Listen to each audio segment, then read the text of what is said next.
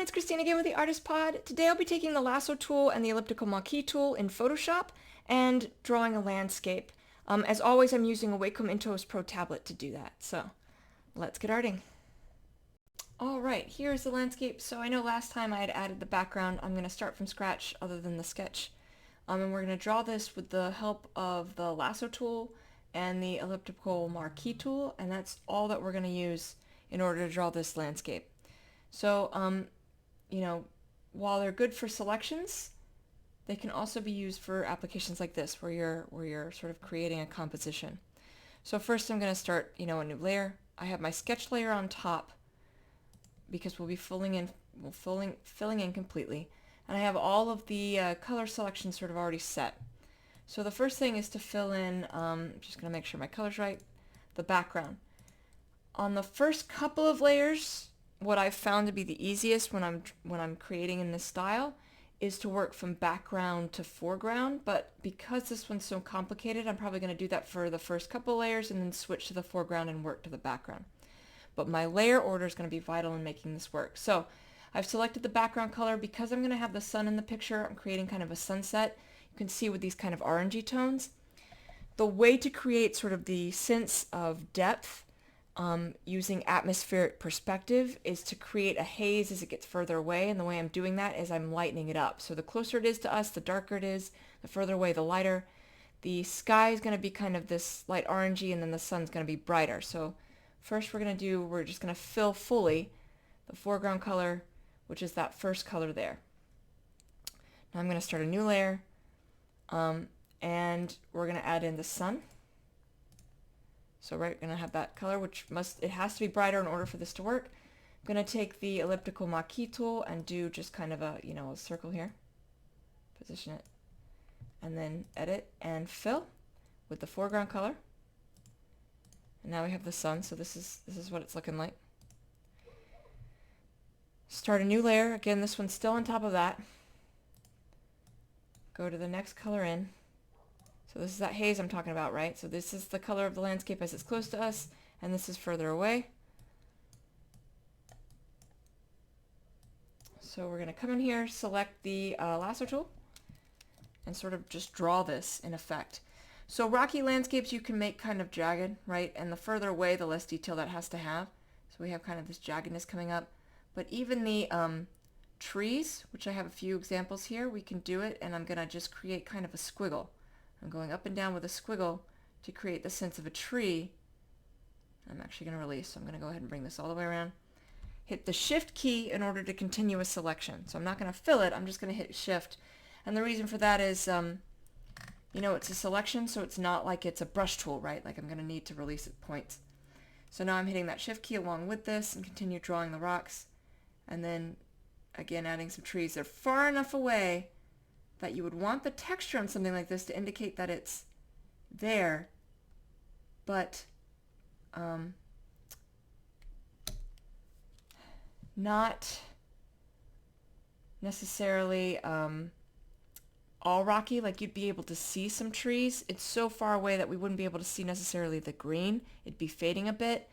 So that's how we're going to keep it in that color. Even the trees, as we get close, we'll be keeping it in these color families instead of making them green. It's such an extreme sunset, which is why it's going to work this way. We're basically creating silhouettes. As the sun's setting, it's changing these colors. All right, so this line is going to be above where we're drawing now, right? So we're safe to kind of leave this low. And we're going to have a little bit of a tree poking up here, and then more rock going into more treetops. And then, right, just pull that over. Alright, so make sure I'm on the right layer. Once again, fill with the foreground color. Right, take that off and you can kind of see that it's what that's doing, how that looks. Add a new layer, go to the next color in. Now we're to this guy. And do it again. And because I'm building each one of these on top of the others, I don't have to be careful about the bottom layer. So I don't have to hit select right now because it's the first time I'm selecting again on this layer. And a sketch can really help with this, especially if you're adding a lot of detail. Squiggle for a tree.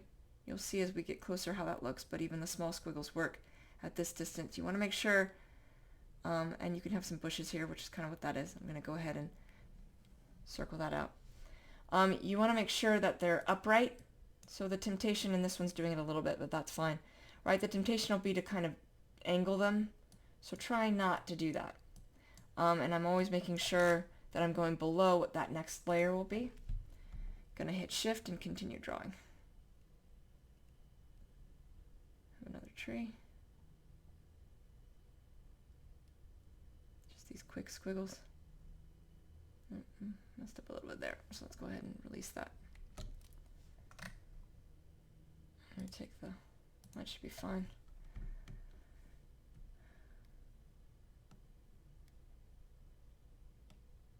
See that one, when I drew it, I put it at a little bit of an angle.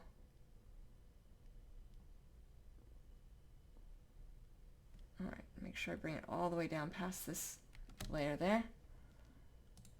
Pull it back and fill it with the foreground color.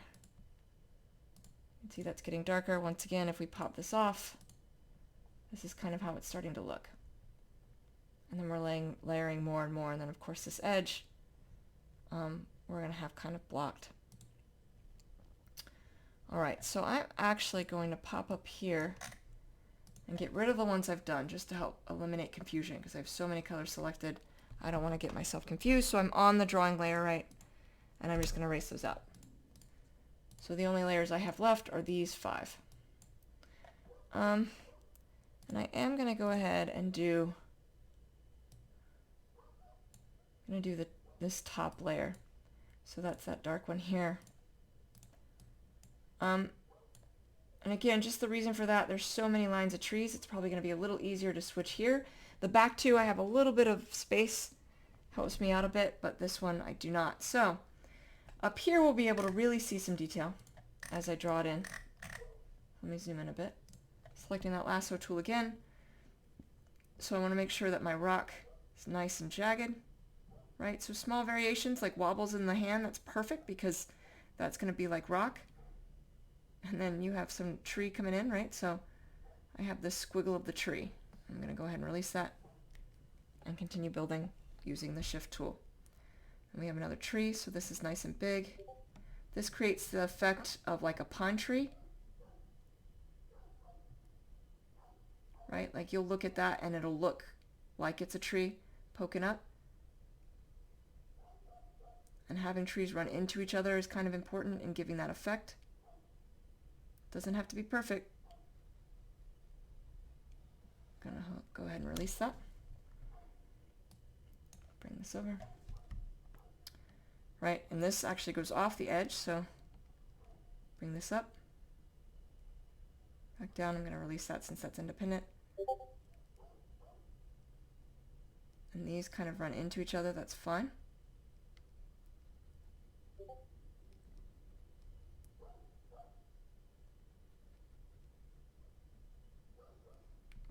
Release that. And then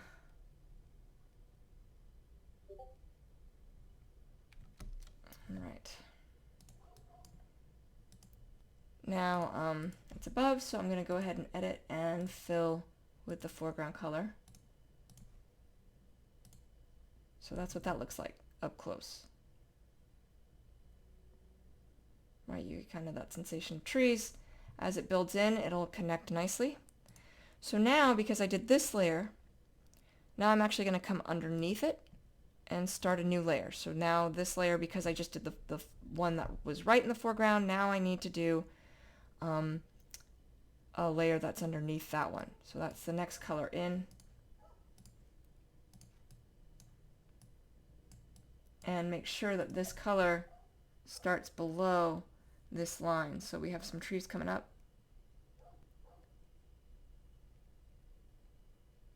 Kind of running into each other.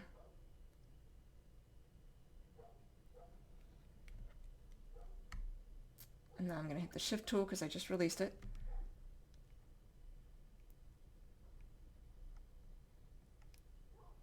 building.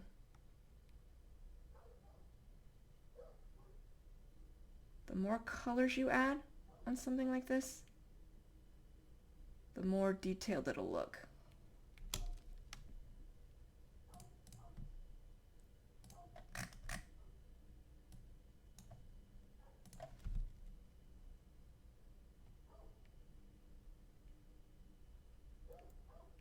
You want the trees to be different heights. That's also going to be important. All right. So now we have the next color in, so I'm going to go ahead and fill that foreground color. And you can see that color difference, right? If I take that off, that color difference is subtle, and that's what I want because they're still so close together down here.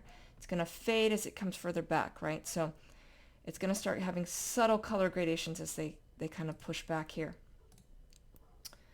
All right, just like I did before, right? I'm going to remove some of these colors. Again, I don't want to get myself sort of confused. So these first two dark colors are now gone. And the next color in is this guy.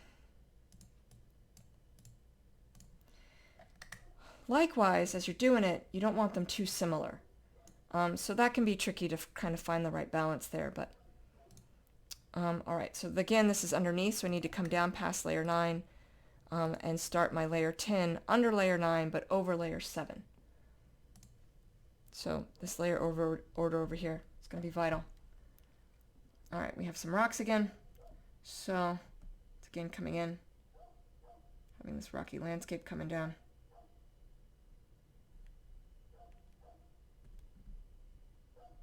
And then up into some trees.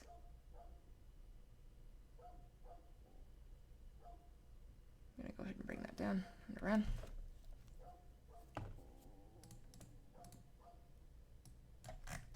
And if we have to, we can easily go in and fix any of these. Again, holding down the shift key.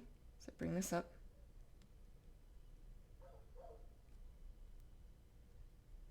I'm going to want this to be above that next layer, although that it might be all right not to, because that one might interfere with it. Let's leave it.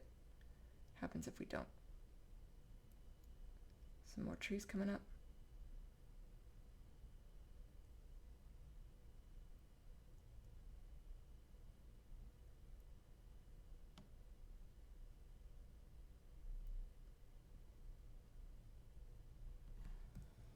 All right, and bring that around. All right, and then fill it.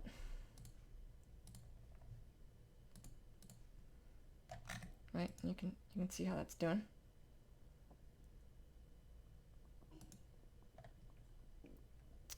And now, again, going underneath, coming up here to the next layer. We only have one more after that, and then this right against this will be potentially black. That's at least what I'm thinking. To have the rocks so close that it's just going to black it out. All right, so under layer 10, but over layer 7. It's this next layer. Coming up. It's important to make sure that the layers are kind of interspersing, coming up and down. You don't want one area that's overwhelmingly, right, like this shouldn't be fully over the next one. You want them kind of coming up and down and over each other, where this comes over sections of that. It makes it look more natural as you do it.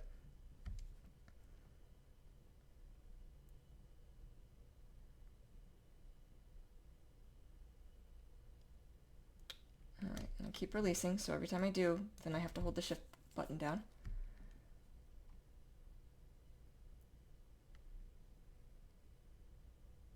Just making these jagged lines that get smaller as they go up. And then you widen out that base as they come down.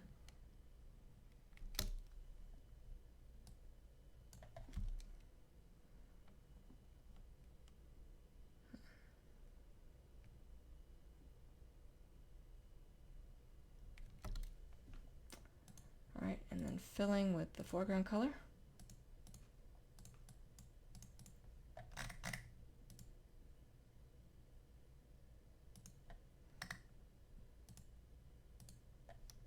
And then going in for the last color here.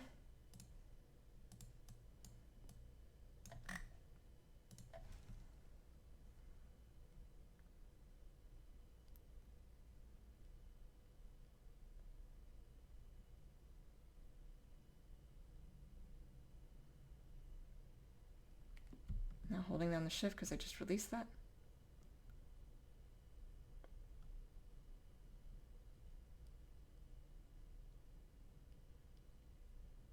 Making nice little jagged lines.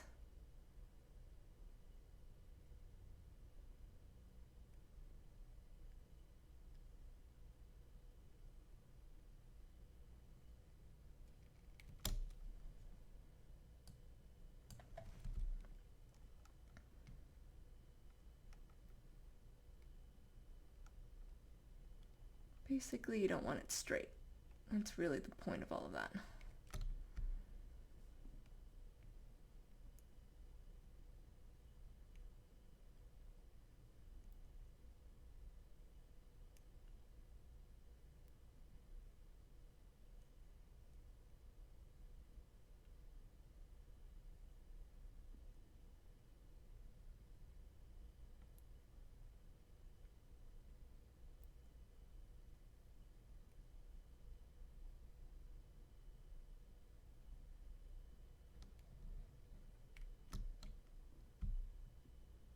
And then one last little tree here.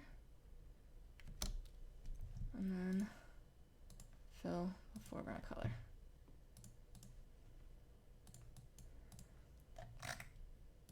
Alright, so there's the basics of our landscape, and you can kind of see what's happening. And the reason I did it this way, right, is as these trees are getting further away, I'm making them closer and closer to the color they're next to. And that gives the illusion that it's fading away, that we're having a harder and harder time seeing it because now this color is so close to this color that we just naturally look at it and go, oh, it's getting so far away, it's hard to see anymore. So the further away it becomes to create the haze, you need to create the colors closer and closer together, especially when you're adding a ton of detail like this. Now, I'm going to create a little section that's completely blacked out. So, I'm just going to take the lasso tool. Once again, it's, a rock, so just kind of creating a randomized rock thing. Having it come up and then over, and then going through every layer and just erasing that section.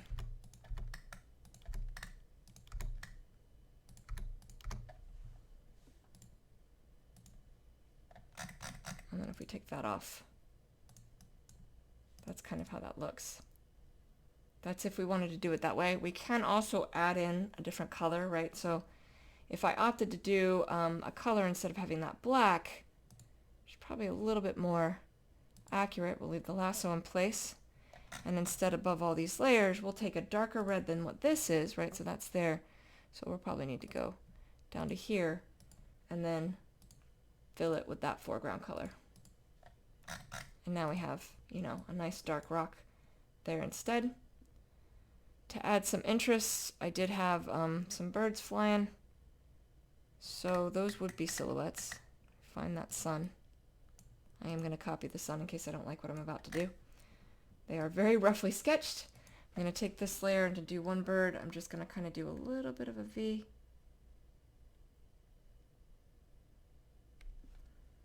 And to do this one, I'm going to have the wings coming down into the body and then coming out with some tail feathers. So if I pop off, right, the sketch, you kind of get a sense for it. And then if I just erase it, I'm going to need to erase it from the very back one as well. You have a couple birds that are silhouetted against the sun. Yeah. There you go. Alright, so that is how you draw a landscape using nothing but the select tools in Photoshop. I hope that was helpful. In the floating nether next to me I have other videos of art tutorials I have done, and I will see you all soon. Thank you so much. Take care.